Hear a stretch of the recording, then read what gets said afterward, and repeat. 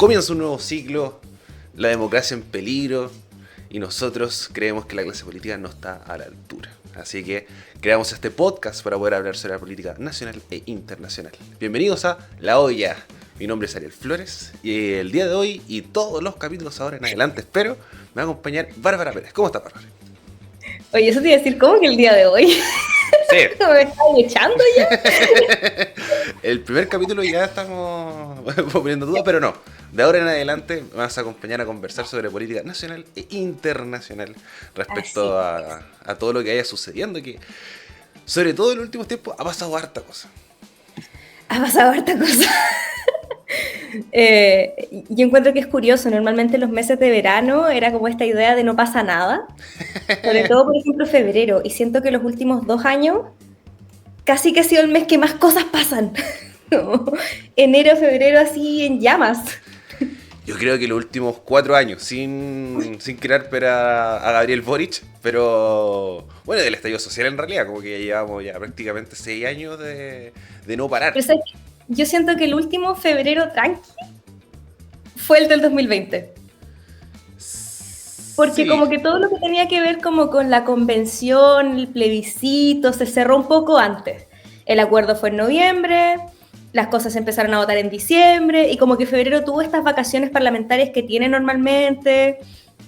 Y después llegó el COVID. Eso Y mismo de ahí estaba para pensando, pero adelante, fue como en marzo. sí.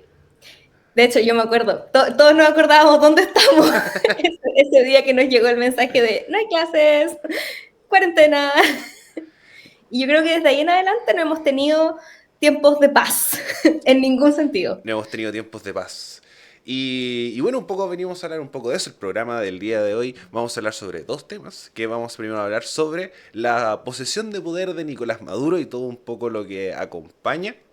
Y después vamos a hablar sobre la fallida compra de la casa de Salvador Allende, que generó bastantes problemas tanto en el gobierno como también una conversación legislativa que va a dejar mucha conversación, y ahí podemos ir mezclando otras cosas como las acusaciones constitucionales, intervenciones y cosas por el estilo. Pero primero vamos a hablar de Venezuela. Sí, que es lo que acaba de pasar. O sea, esto pasó antes de ayer. Antes de ayer. Antes de ayer, efectivamente. Estamos grabando el día 11 Eso de importa. enero en horarios diferidos. Eh, Y el día 9 justamente fue esta toma de poder. El día 8 hubo mucha controversia porque se decía que Edmundo, el que es reconocido como presidente por muchas naciones, que fue quien presentó actas de haber ganado, porque recordemos que Nicolás Maduro nunca presentó sus actas después de la elección, que muchos califican como una elección robada. Se decía que iba a llegar, hubo una protesta masiva en la que se vio por primera vez a María Corina Machado, la líder de la oposición venezolana, una de las caras más reconocibles, creo yo, de los últimos tiempos, desde que dejamos de escuchar sobre Guaidó Sí. en su momento, que apareció después de 4 meses, si no me equivoco, en la clandestinidad. Y de hecho hubo ahí un secuestro, después fue la toma de poder, no, ha sido todo lo que es un caos. Sí, ha sido todo bastante caótico, pero un poco vamos cronológicamente de atrás para adelante. Por supuesto, siempre, no sé si vale la pena mencionarlo a esta altura, pero las opiniones vertidas en este programa son exclusiva responsabilidad de quien las emita. Por supuesto, siempre con ambos somos periodistas, con la rigurosidad que esto corresponde. Pero quisiera preguntarte, Bárbara, ¿qué es un poco el tema de efectivamente la elección en Venezuela y todo lo que está pasando en Venezuela a nivel macro?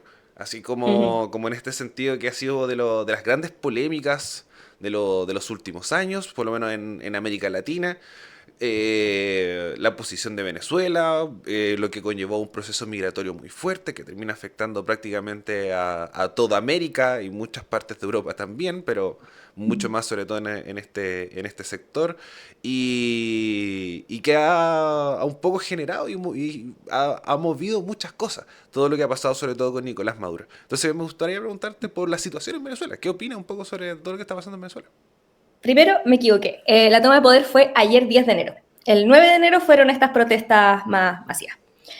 A ver, hay que tener claro que Nicolás Maduro lleva muchísimo tiempo en el poder, ejerció como vicepresidente, o sea, asumió como vicepresidente entre el 2012 y el 2013, después ya asumió la presidencia interina del país y de ahí en adelante aquí seguimos. Y yo creo que a estas alturas nadie puede negar que lo que ha pasado en Venezuela ya de democracia no tiene nada.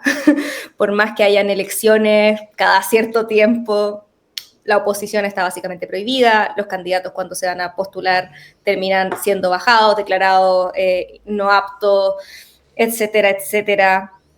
Al final, opinión, creo que es indefendible. O sea, los derechos se violan desde los más básicos hasta los más elaborados, por así decirlo. La libertad de prensa básicamente no existe, la libertad de opinión básicamente no existe. Durante el último tiempo, por ejemplo, en las elecciones, se sabe que, por ejemplo, influencers que hicieron lives con la oposición son target ahora. Como los han bloqueado, hablan de ellos en cadenas nacionales. Por ejemplo, la Divasa, muy conocido en redes sociales, fue Claro. mencionado en puntos de prensa oficiales por haber hecho lives con María Corina. Entonces, lo que pasa es sin duda igual desolador, como ver la diáspora que existe al final en todas partes, donde tú en todos lados te vas a encontrar gente que tuvo que irse, porque no es gente que se quiere ir, es gente que tuvo que irse. Entonces, no, es un temazo. Sí, incluso también como en este sentido es un profundizamiento también a partir del contexto mismo del mundo. Porque Mm, efectivamente, como la otra vez lo conversaba, ¿cómo esto? ¿Cómo podemos manejar esto como una dictadura? Porque efectivamente hay prensa extranjera, hay elecciones, como efectivamente igual tenía una oposición, cosas que, por ejemplo, en los 80 no pasaba.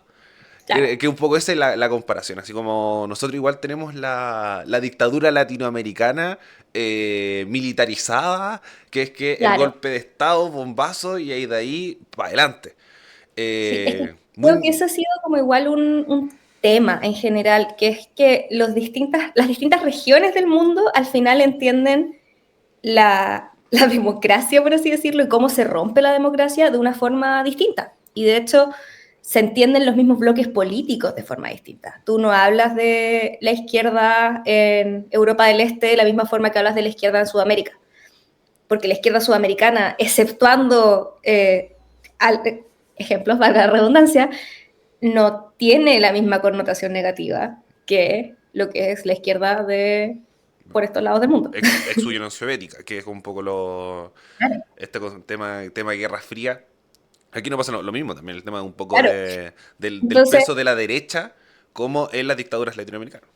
entonces existe como esta concepción que ya igual está completamente obsoleta de lo que es o no es. Y al final es una cosa para mí por lo menos es algo muy simple. Lo que no es democracia, como está mal. Como al Sí, final la democracia, y de hecho, y ahí uno puede entrar en otros debates, por ejemplo, si lo que Estados Unidos tiene una democracia o no, porque de hecho cuando uno habla a veces con estadounidenses te dicen como, no, no es una democracia, es una república. ¿Cuál es la diferencia? Ellos te la dan, pero es una explicación como igual que tiene este mecanismo de una persona, un voto, no entiende. Yo no lo entiendo, no sé. Entonces, me pasa que cuando yo miro hacia Venezuela, como claro, uno puede decir, hay una oposición. Ok, ¿qué tan fácil es a la oposición presentar candidatos? Porque, por ejemplo, la razón por la que María Corina no fue candidata es porque tenía prejuicio de ser candidata. y además me acuerdo que hubo una cuestión que fue como bien... eh, no quiero decir ordinaria, pero que el último día cuando se querían inscribir las candidaturas, que eran varias, mágicamente se cortó el internet. Se cayó. Esas Se cayó el sistema. son cosas que tú decís como, pero ¿cómo pasa? Porque es tan ajeno a lo que viven países con, comillas, democracias sanas. O sea, uno puede decir muchas cosas de cómo funciona Chile, de la clase política chilena, de nuestros sistemas, pero algo que es intachable en Chile, y esto yo lo digo con orgullo, es cómo funciona nuestro sistema democrático. El CERVEL, yo al CERVEL lo voy a defender por siempre. Esta cuestión como de, ya uno se puede quejar de que no le pagan bien a los vocales y que no sé qué, pero todo lo que tiene que ver con las inscripciones, o sea, sorry, pero las veces que le han anulado candidaturas a partidos es culpa de los partidos, no es culpa del sistema, ellos inscribieron mal. Y Entonces, lo saben. Como que y siento lo saben. que esto también es una conversación bien clara respecto a, por ejemplo, cosas que pasan en otros países, que es efectivamente los arreglos de las elecciones. Y creo que un punto bien importante en Venezuela que es que estén o no las actas, el trabajo no, o por ejemplo aquí mismo, nosotros no trabajamos con actas. Trabajamos como con efectivamente con sistemas un poco más, con planillas que después se pasan al sistema y tenemos todo lo que es la transparencia del CERVEL. A diferencia de otros países, por ejemplo en Estados Unidos, que es Y usar todo un electrónico, cacho de que es el voto electrónico, que es el voto por el mail, correo, es el voto el adelantado. voto adelantado, entonces es un sistema que efectivamente se demora mucho y que en Chile por lo menos tenemos suerte, que, o cosas que otras pasan en otras partes de Latinoamérica como en Brasil o en Perú, que hay muchas zonas rurales, que cuesta mucho traer los votos también para poder contarlos, es todo un tema. Sí, bueno, y de hecho cuando uno ve, porque eso es lo otro, cuando uno ve las elecciones en Chile, los resultados igual van como un poquito a la par. O sea, obviamente que de repente te faltan regiones y tú decís como no, tienen que entrar los votos de Valparaíso para ver cómo le está yendo a la izquierda, etcétera. O las zonas rurales para ver cómo le está yendo a la derecha. Por ejemplo, me acuerdo que para la elección de Brasil, como que iban por parte. Entonces, la primera parte era como una paliza de Bolsonaro y uno quedaba así como, ¿cómo pasó esto? Y después como que se iba yendo hacia el interior y cambió el resultado. Entonces, pero lo que te dice, por ejemplo, que haya habido dificultades de acceder a los locales de votación, que la gente salía masivamente a votar y mucha gente no pudo votar, que las personas que están en el extranjero técnicamente podían votar, pero era un show.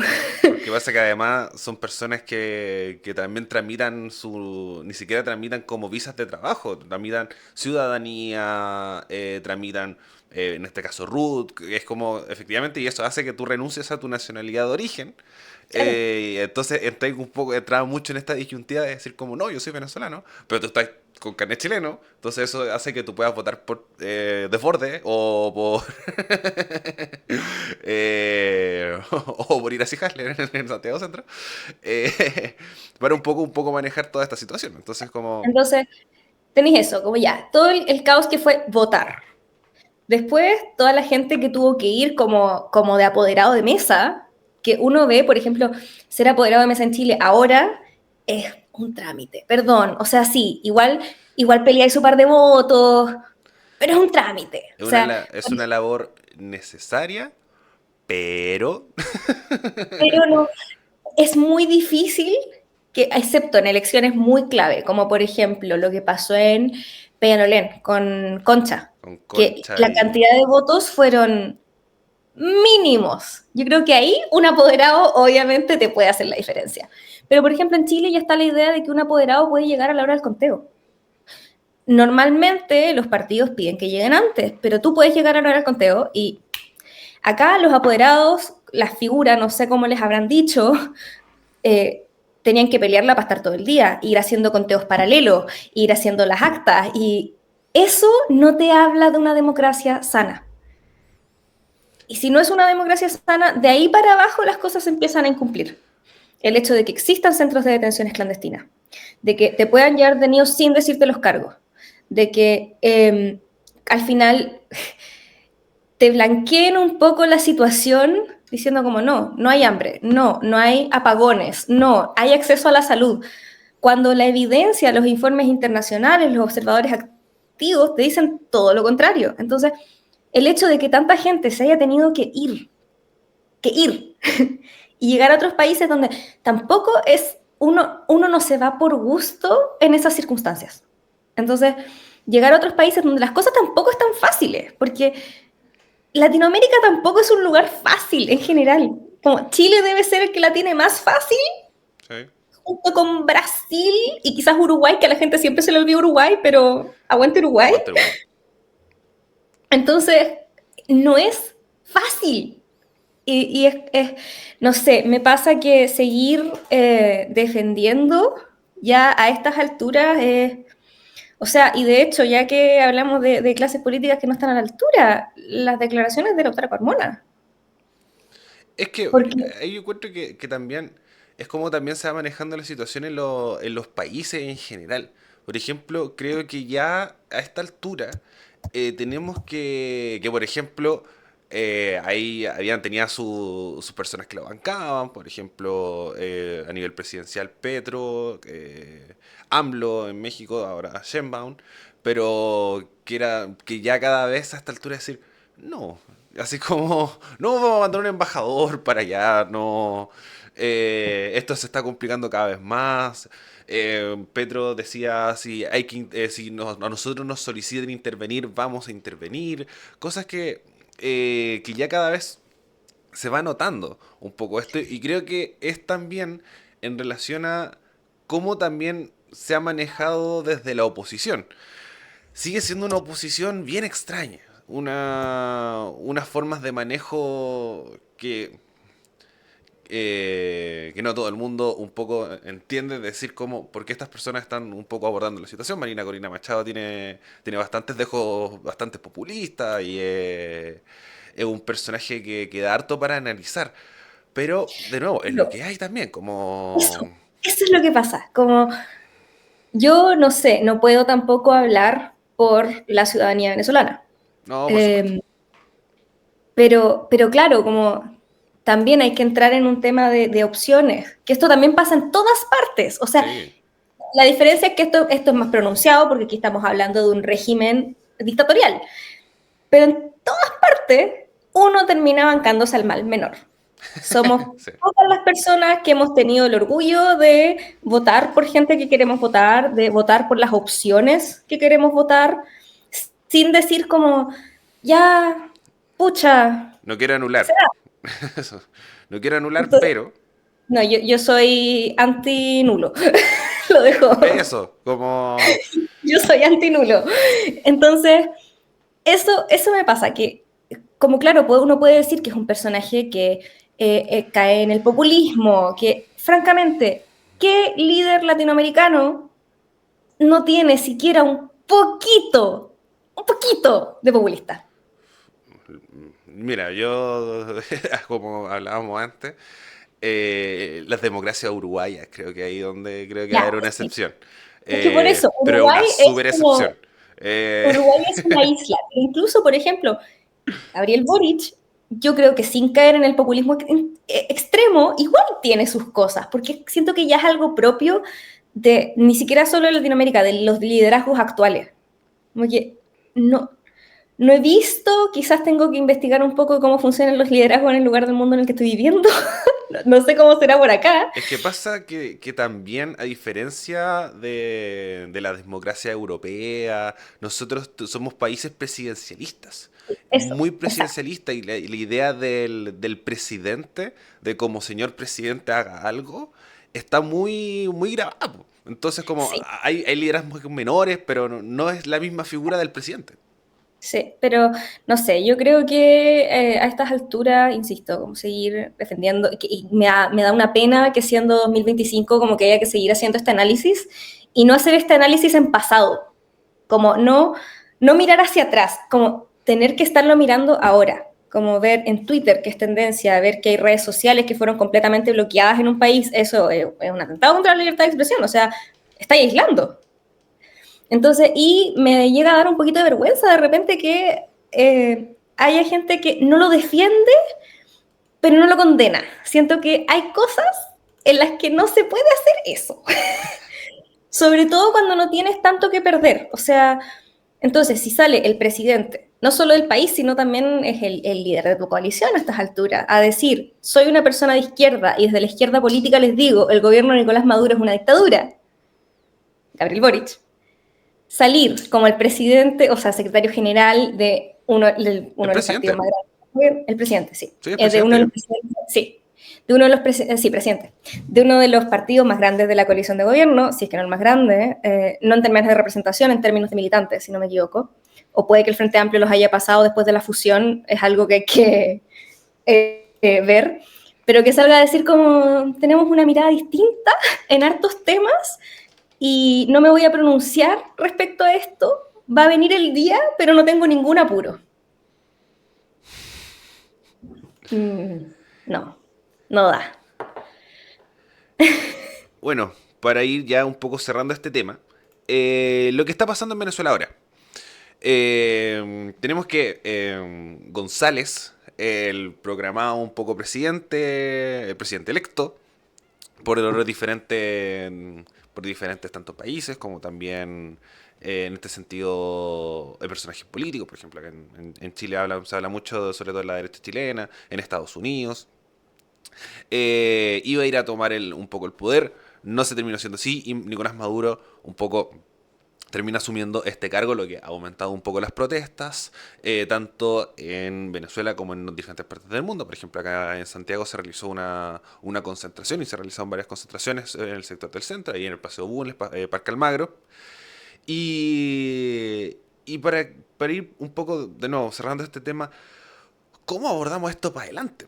No lo vamos a solucionar ahora en este pequeño espacio, pero por lo menos ir dando dejo respecto a cómo debería un poco el mundo, creemos nosotros, manejar esta situación. Por ejemplo, Boric siempre ha sido bastante aplaudido a nivel latinoamericano, de efectivamente ser bastante duro con Nicolás Maduro, sobre todo con esta idea que se genera, que es que Maduro es un personaje de izquierda, el chavismo siempre relacionado con el mundo de la izquierda, pero yo encuentro que el límite es que a esta altura un poco se van rompiendo, sobre todo con este esquema que cada vez se pierde más, que es izquierda-derecha, es cada vez democracia versus populistas o no demócratas.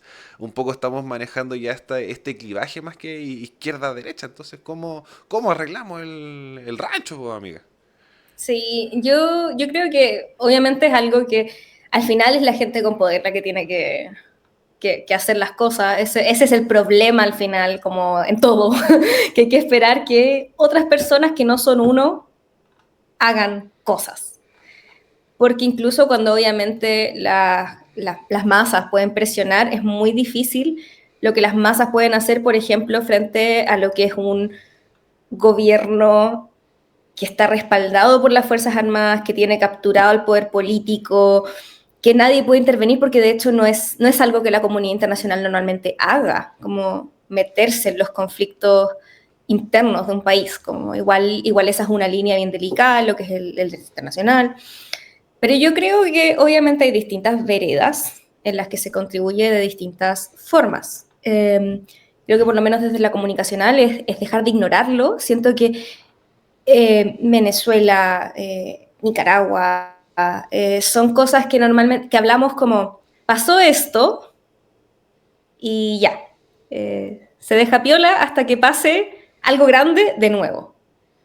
Incluso cuando son personajes que son nombrados harto, porque la derecha chilena tiene este deje de cada cosa hablar del chavismo, cada cosa hablar de Maduro, cada cosa hablar de Venezuela o de Cuba. Que menos mal ya estamos dejando de hablar de Cuba, Sí, creo que... estamos saliendo de esta... Porque llegó eh, alguien más en realidad, como que... claro, ahora yo creo que igual hay que hablar de Cuba. Cuba también tiene una crisis, pero la derecha por lo menos ya está dejando de decir que Hay cualquier persona... eso, de la muerte de Fidel, un poco se comienza un proceso algo un pelín más democrático, pero yo creo que hay otras cosas más también. Entonces, yo creo que lo que pasa es que hay que hablarlo. Como, por ejemplo, desde la elección se habló como un par de semanas, porque hubo hartas protestas, hubo también hartas detenciones, y después no escuchamos nada a nivel internacional noticioso, me refiero, a menos de que tú estuvieras buscando o que eras una persona que está muy pendiente de las redes sociales, de las tendencias, y después ahora con la toma de poder. ¿Qué es lo que pasa entre medio? No se detiene. Ese es el tema. yo creo que ahí donde un poco está también el tema del manejo, porque como está bien, creo que también hay siempre está esta delgada línea respecto a que, un poco lo que conversamos al principio de este tema, que era que si uno lo ve como con una línea y viéndolo en el libro, es como, ¿hay prensa? Ya, sí. ¿Hay prensa extranjera? Ya, sí. Entonces, si empezamos con el libro, como, así como, ¿hay oposición? Sí. Es decir, como, ya, es una democracia.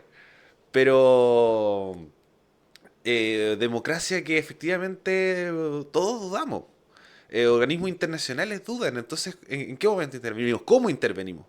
Porque igual Ujú. también está esta carga política, es decir, como Estados Unidos, que el que un poco siempre se llama intervenir. Y ver cómo maneja también, por ejemplo, la gestión Trump esta situación. Como... Porque Estados Unidos igual siempre ha sido como que hablan de sanciones, pero igual compran petróleo, por ejemplo, como que es una sanción muy laxa, a diferencia de las sanciones que le implementan a otros lugares. Entonces, sí, yo creo que al final es de estas cosas que yo siento que antes, quizás en la era no digital, no de, como la era de la Sí, información que le dicen, era re fácil como no ser testigo de estas cosas. Te enteraba y cada cierto tiempo, o sea, es cosa de ver cómo la gente se enteraba en las guerras mundiales, o sea, si no estaba pasando al lado, llegaba a la radio y ahí.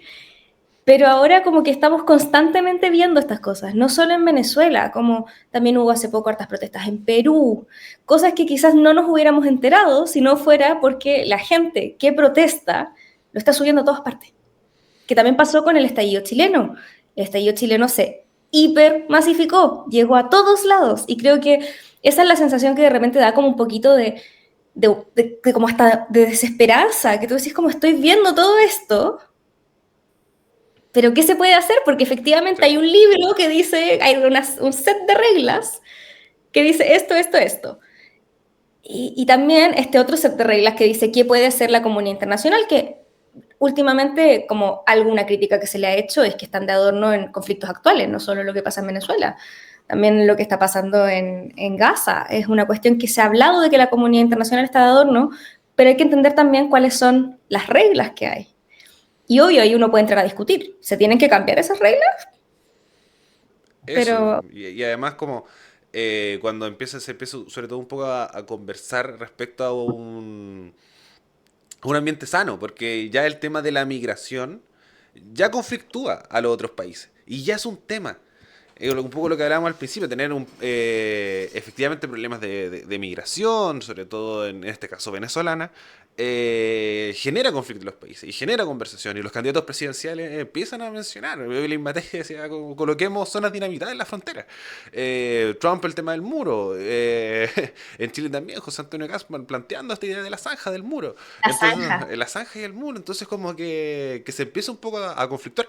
Y por ejemplo, Chile, a diferencia de otros países como Venezuela, perdón, como Brasil, como Perú o como Colombia, que son países los que tienen las colonias más grandes venezolanas, tienen también estos mismos problemas y son más grandes y se empieza un poco a todo dar este conflicto. Lo mismo con el tema económico.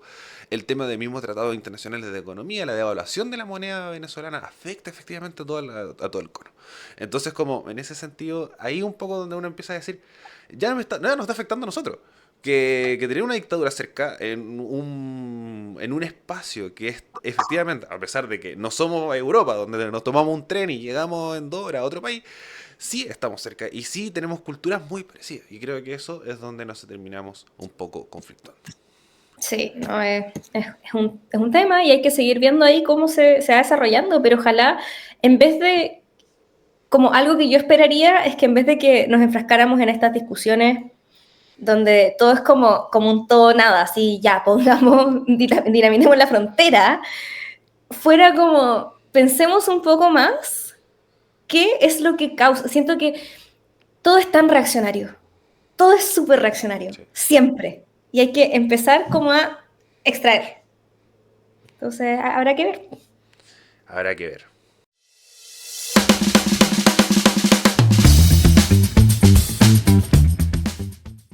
Silencio de pausa musical, por supuesto.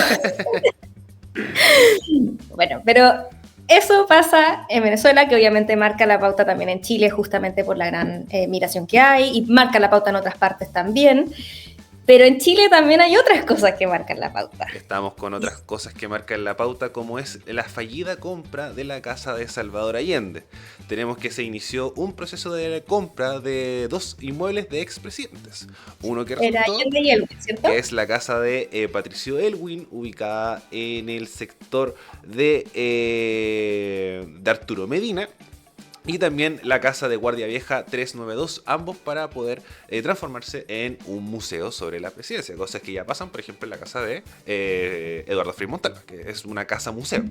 Tenemos que esta compra se firmó un contrato de compraventa por un valor de 933 millones, realizado por el Ministerio de Bienes Nacionales, y donde está un poco el conflicto de toda esta situación, de que la propiedad son los dueños de la propiedad, son la ministra de Defensa, Maya Fernández, además de Carmen Paz Allende Biusi, Alejandro Salvador Fernández Allende y la senadora también de la República, María Isabel Allende Biusi.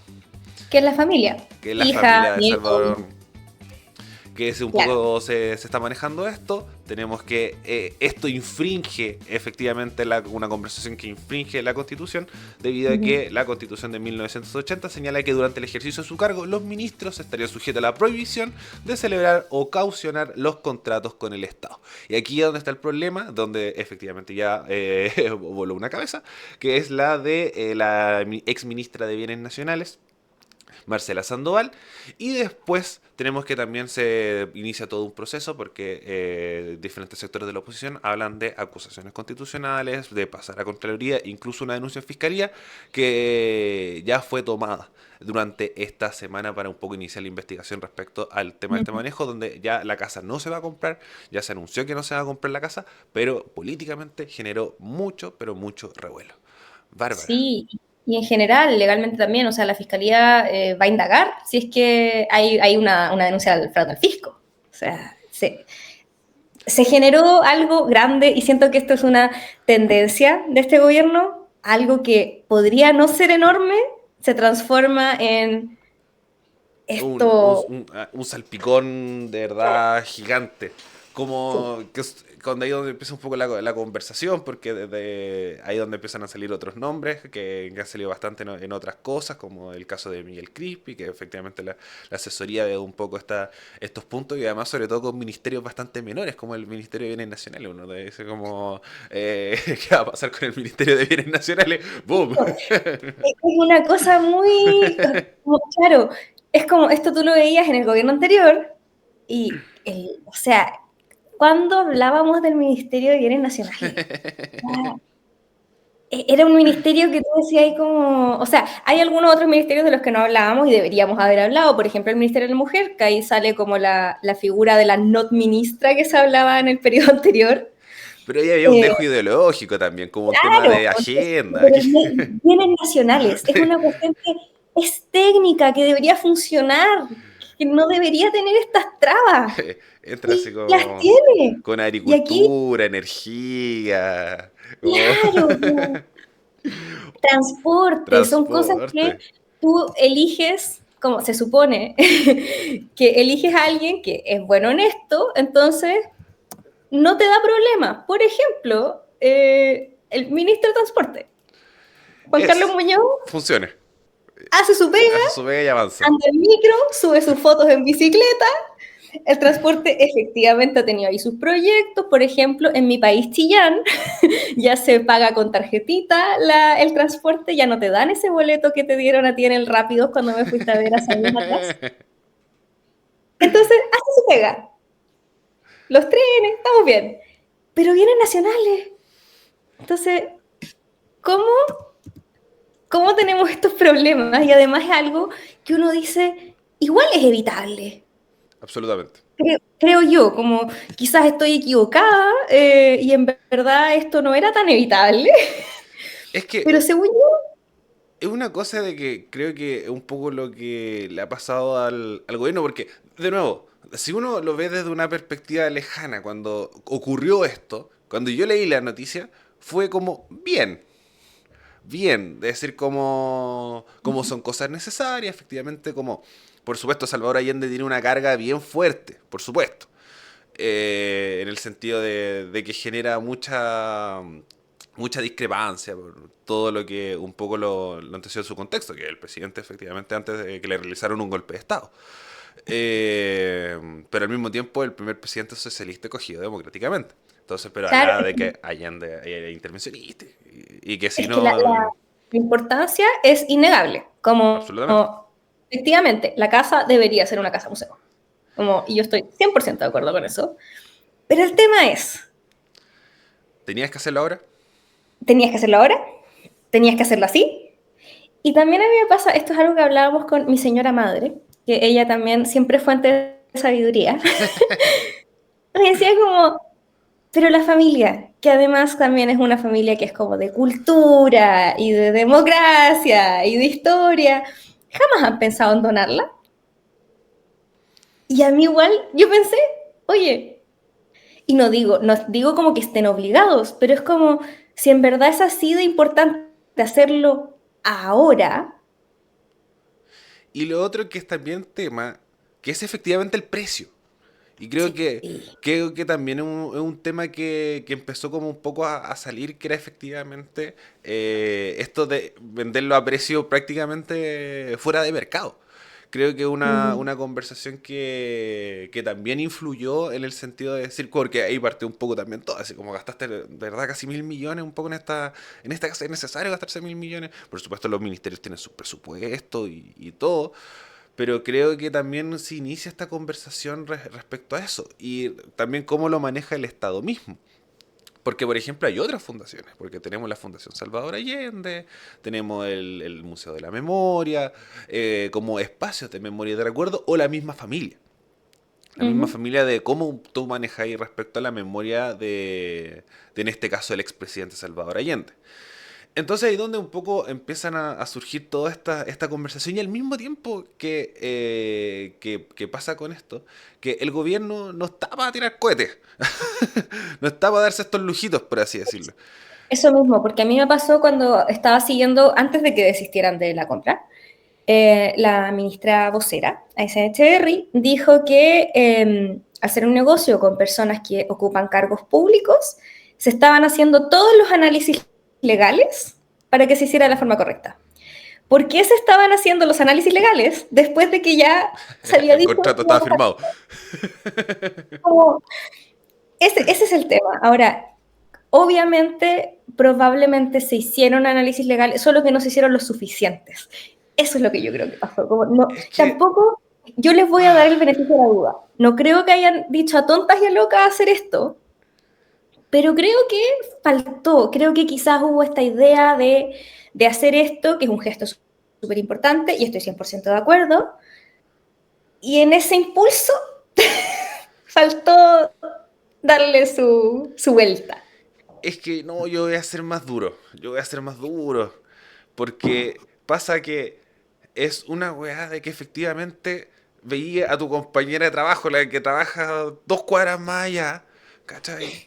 Decir como, oye, nos van a acusar de esta cuestión, ¿cachai? Como, planteémoslo como conversación. Así como, oye, ¿sabéis qué? Nosotros Abramos el queremos debate. eso, queremos hacer esto. Lo queremos un súper buen proyecto. Pero tenemos este tema. ¿Cachai? Como hagan una Transparentar. transparentarlo, acuerdo como oposición y que nadie se enoje, decir como, y ya, y si se enojan da lo mismo, ¿cachai? Pero de decir como, oye, ¿sabéis qué? Tenemos esta dificultad, como, eso, veámoslo después, como, no sé si Maya Fernández va a renunciar eventualmente, ¿cachai? Como, puede haber sido un montón de cosas de decir, oye, ¿sabéis qué? Es leer los nombres de las personas que están a cargo de la casa. No es como esto de como, no, ¿sabéis que nos dimos cuenta que tenía un No contrato sabíamos. de contraventa y la... No sabíamos. Pero No no, aquí sabíamos y la ministra tampoco sabía. eso, como justo, ¿sabéis que hubo un contrato de herencia y nos dimos cuenta de esta cuestión? que, no, que salió un reportaje de Zipper así como, y explotó, nos explotó esta cuestión en la cara. Pero aquí Claro. no, fue transparentemente el contrato de compraventa con la firma de la ministra. Y creo que ahí, Ahora, también me pasa como ya analizando, ya, esto ya pasó, esto tiene sus sí, consecuencias, se está hablando en todas partes, la oposición está teniendo, que yo insisto, ¿quién necesita oposición cuando estas cosas pasan? Como, la oposición, en verdad, las veces que no han aprovechado ciertas polémicas, es como, ¿por qué no aprovechaste? absolutamente. Bacán, que no hayas aprovechado, pero ¿por qué no aprovechaste?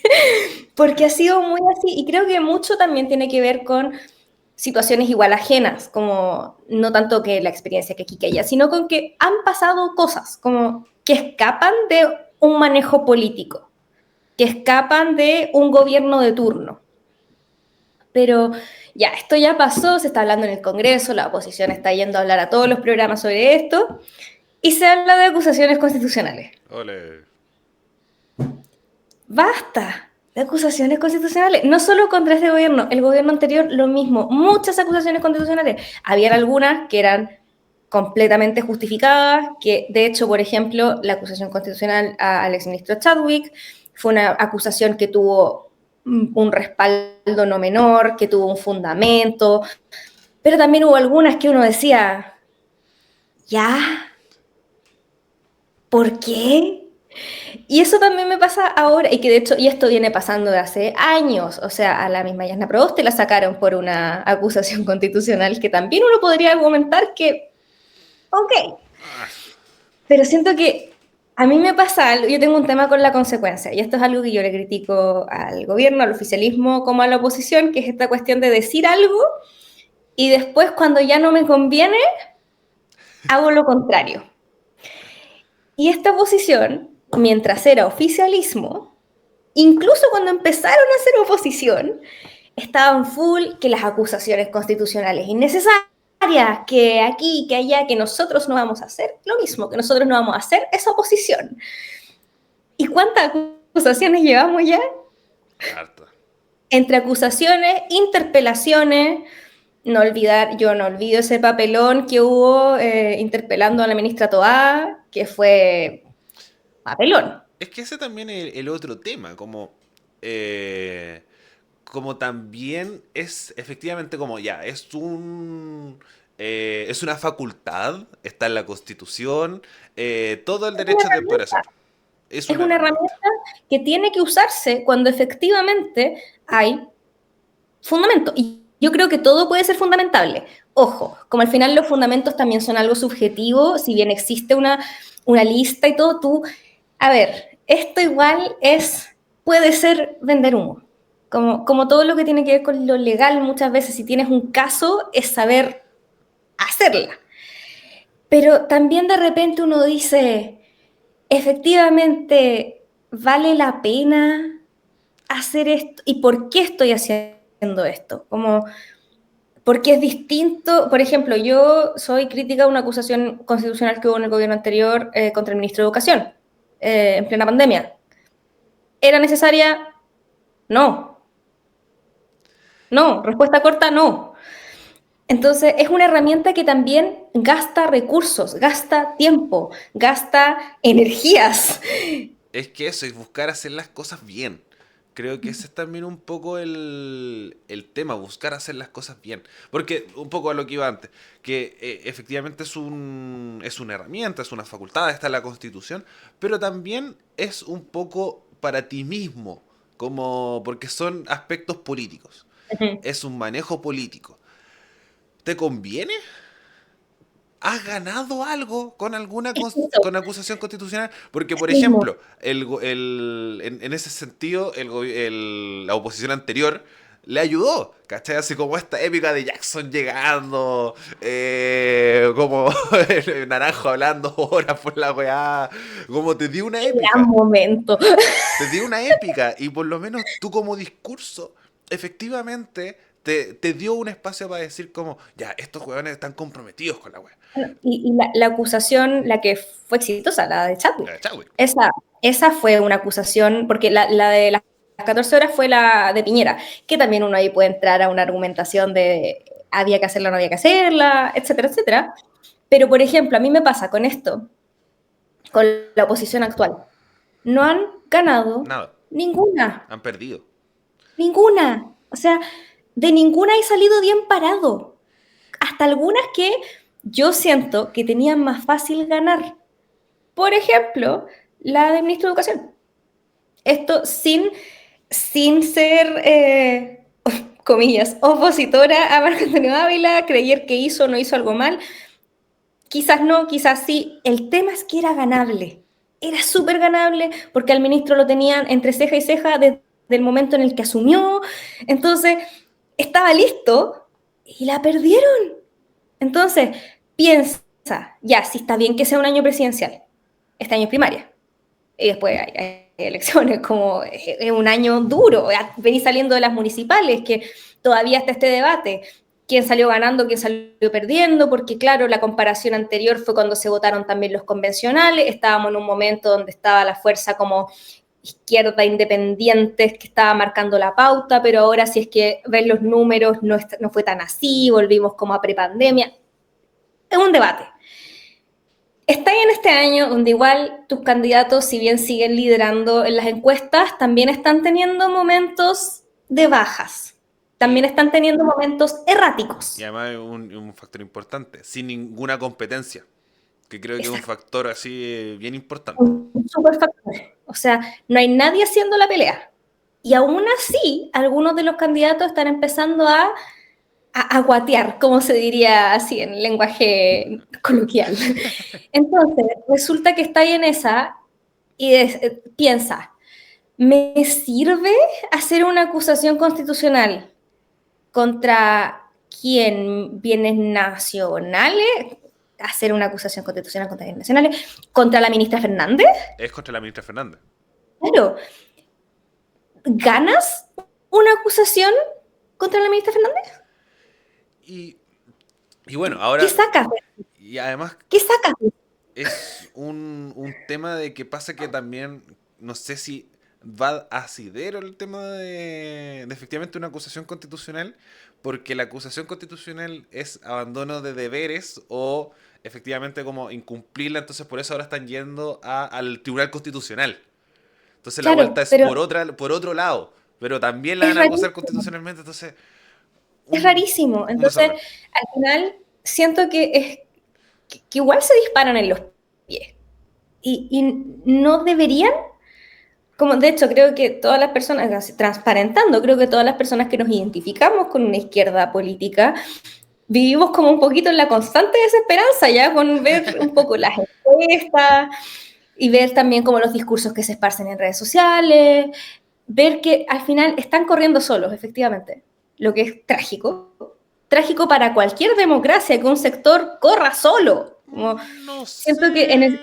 no me refiero trágico en el sentido de antidemocrático, ni nada de eso, trágico que no haya Es como que una variedad, un debate a mí lo real, que me pasa como, con esto, un paréntesis muy cortito, que es que las carreras presidenciales se están haciendo cada vez más largas. sí. Entonces, Y el tema lo es está que aguantando lo más posible, pero no sé eso, no sé qué tan sano es. el problema, el problema, siento yo, es que eso también las ha hecho un poquito más impredecibles. Sí. Porque tú ves que alguien, a ver, nos remontamos a la elección anterior, segunda vuelta Jadwe Lavín, ganaba Lavín y ninguno de los dos pasó de la primaria. Después, no, si gana Sichel se quedó en primera vuelta, después de la primera vuelta gana Kast y terminó ganando Boric, un loco que ni siquiera tenía las firmas al principio. O sea, es una cosa tan como empezar a predecir tan de antes, y esto es algo que yo vengo diciendo desde que empezaron a levantar a Evelyn Matei. Yo no le tengo confianza a la derecha llevando una candidata presidencial mujer y no dejándola en el camino, porque ya se lo hicieron. Entonces, me pasa eso, como que veo que la carrera ya está funcionando y aún así, de repente como que siento que se esfuerzan en no hacer las cosas bien, no solo para su sector, en no hacer las cosas bien en general. ¿A quién beneficia esa acusación constitucional?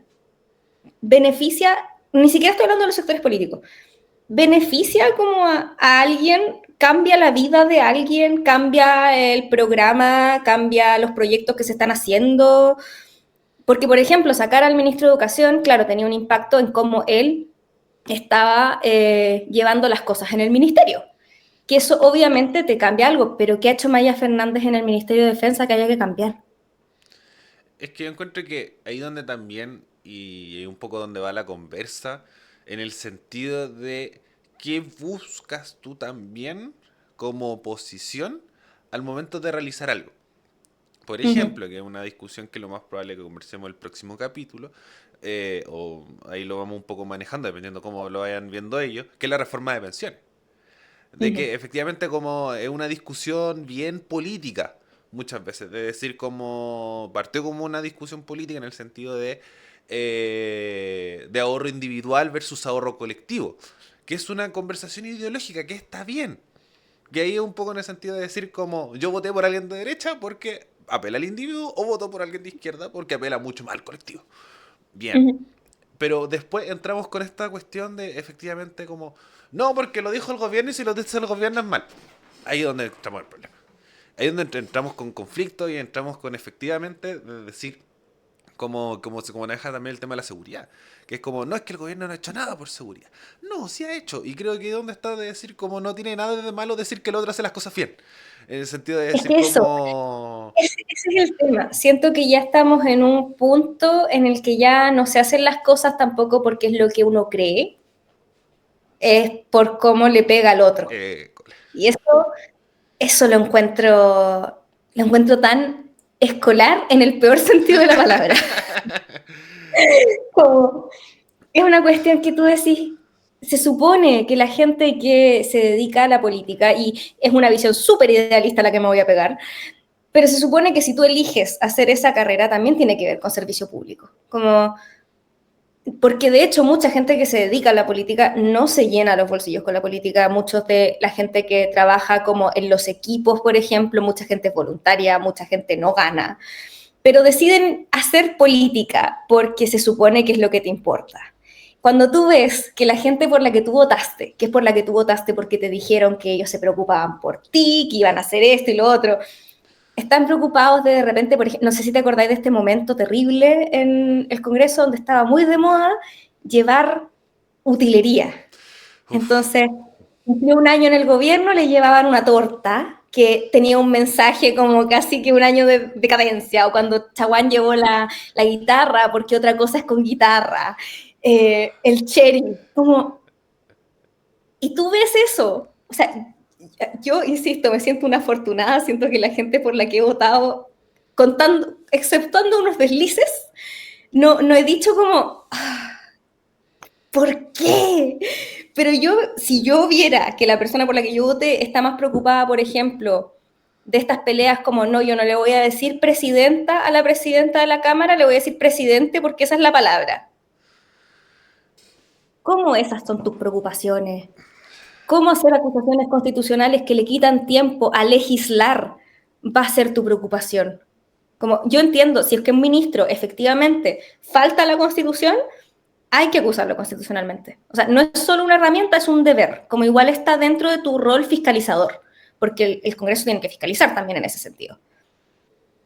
Pero si son cosas que se pueden solucionar, por ejemplo, a través de Contraloría, que es lo que se está haciendo, si Fiscalía va a hacer una investigación, como dejemos que eso decante y ahí veamos, ¿es necesario hacer una acusación constitucional? ¿Se está faltando a la Constitución? Y ahí explorar.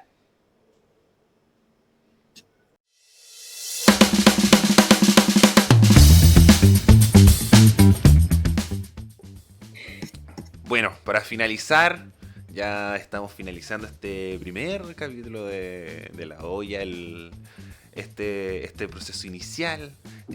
Conversamos temas tensos, entonces igual la idea es que al final terminemos con una nota alta, terminemos con algo bonito, con esta sección que se va a llamar para irnos bien, porque si no nos vamos medio angustiados.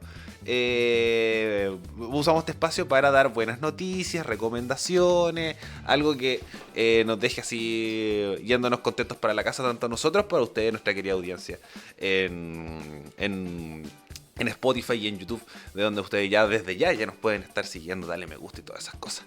Bárbara, ¿tienes algo para cerrar bien o comienzo yo? Parte tú. Parto yo. lo esperaba un poco porque esta semana, si bien no es para terminar bien, así como digamos, uy, qué bruto, pero terminé de ver un documental muy, muy bueno. Se lo recomiendo a todo el mundo, sobre todo en esta parte voy a aprovechar harto de hablar de la pelotita, hablar de fútbol, de deporte, de ir eso, porque ahí creo que falta un poco, ahí donde salen bastantes buenas noticias. Que de repente no se informa tanto, pero en este lado voy a ir con un documental que se llama Argentina 78, que es una serie documental de 4 capítulos, que habla sobre la creación, desarrollo y, en este caso, uso político que tiene el Mundial de Argentina 78, que se realizó durante la dictadura de Videla en Argentina. Entonces es un documental muy bien realizado, que está bastante completo, que uno va un poco contando respecto a cómo las dictaduras, en este caso dictaduras militares durante la década de los 70 y 80, utilizaban los eventos masivos para un poco el manejo de la población en el sentido del patriotismo. En este caso Argentina salió campeón del mundo, es la primera vez que Argentina sale campeón del mundo, y habla un poco este manejo de cómo lo vivió la población, cómo lo vieron los jugadores. Entrevistaron a weón que era importante en la historia, lo entrevistaron. Entonces hubo un documental muy bien realizado, hablaron con el entrenador, con todos los jugadores, con personas que estuvieron detenidas durante el periodo, con Montoneros, que era un poco el símil del Frente Patriótico Manuel Rodríguez en Argentina. Lo único que les faltaron, pero no los culpo, son las personas de la Junta que lo intentaron, pero al final del documental dice como no lo logramos. Pero es un muy buen documental que están en Disney Plus.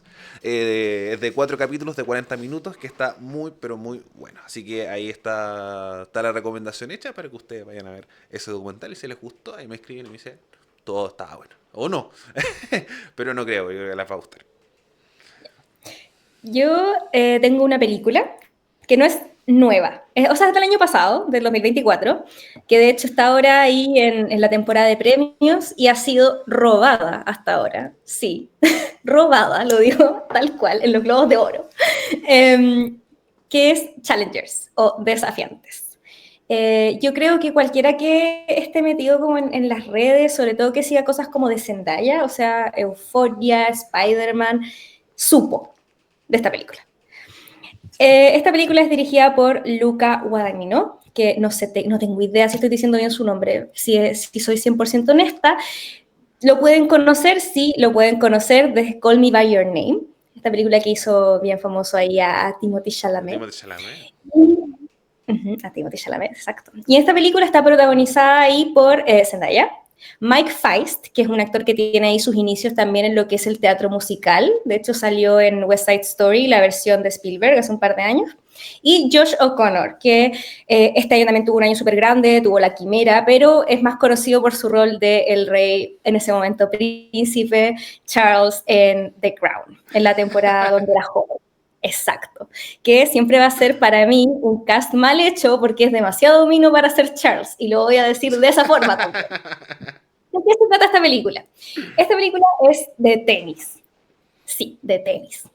Tenemos estos dos mejores amigos, Patrick y Art, ellos juegan dobles juntos, están ganando todo, uno va a ir a una universidad con beca deportiva, el otro se quiere dedicar 100% a esto, y ambos admiran a Tashi Duncan, Zendaya, que es una tenista joven también así, brígida, la promesa del tenis.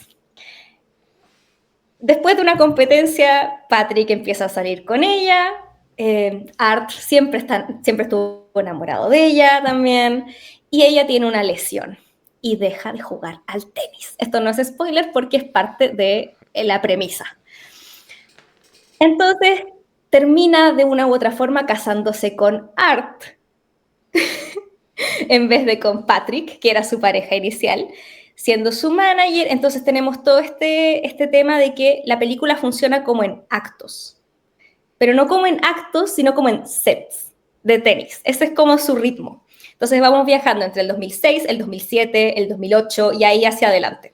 Nos vamos viendo cada vez como más adultos y tiene como toda este triángulo amoroso, pero que va más que nada ligado a los intereses del deporte. Entonces tú ves que el amor de uno es el otro y el amor del otro es el deporte, y es todo muy así, todo se enmarca en este último partido que vuelve a enfrentar a estos dos amigos que ya no son amigos después de muchos, muchos años. Tiene una banda sonora increíble, como no la banda sonora como las canciones, sino el score, increíble. La dirección es muy, te mete, literalmente en un momento eres la pelota. Uno era Mike Wazowski, yo era la bola. Es muy buena, es muy entretenida y muy rápida.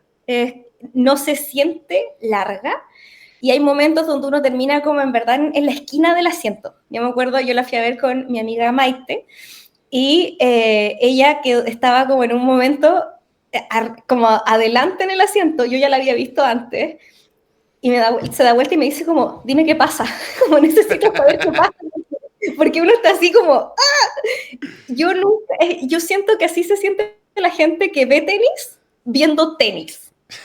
Como, no sé si has visto a alguien que le gusta el tenis viendo tenis, Sí, no que sé, igual sí. se mueven, como que ya. Yo nunca he visto tenis así, pero con esta película estaba así. Está en Max, si no me equivoco, sí, está en Max. Y se supone que debería tener por lo menos un par de nominaciones al Oscar. En su momento igual tuvo un par de premios en festivales y ahora fue robada en los Globos de Oro por Emilia Pérez. Eh, Controversial. controversial. Sí, así que en Max. Excelente, y tienen dos recomendaciones en esta sección final. Eh, y ya, y ya está. Estamos finalizando el primer capítulo de La Olla. Recuerden seguirnos en nuestras redes sociales. Tenemos Instagram, tenemos TikTok como laolla.pd, donde ahí vamos a subir extractos del programa, vamos a subir el programa también y también en nuestras plataformas de audio como Spotify y YouTube. Y coméntenos también a los privilegiados que escuchan en Apple Podcast. Eh, para Yo ver si nunca he conocido a alguien que ¿Mm? escucha en Apple Podcast. ¿Mm? Nunca he conocido a alguien que escucha Yo en Apple tampoco, Podcast. yo tampoco. Me encantaría conocerlos para saber si vale la pena, porque, por Eso, ejemplo, la gente que escucha Apple Music en vez de Spotify te dicen todo el rato como, se escucha mejor y no sé qué. A ver si los podcasts también, ¿quién también. sabe? Entonces, para que ahí nos comenten si es que efectivamente escuchen en Apple Podcast para también subirlo ahí a esa plataforma. Bárbara, para de cierre, algo que te haya quedado pendiente? ¿Algún saludo? No, un gusto aquí volver a estar grabando contigo. Estoy súper oxidada en Sí. el mundo del podcast, el mundo de la radio en general. Estoy todo lo que es oxidada. Esto de volver a ser estudiante me tiene alejada de esto, pero muy contenta, por supuesto. Y ahí vamos a estar atentas a las cosas. Efectivamente, así que nos vayan siguiendo ahí en nuestras redes sociales y agradecemos que hayan llegado hasta este punto y nos vemos en un próximo capítulo de La Olla. Adiós. Adiós.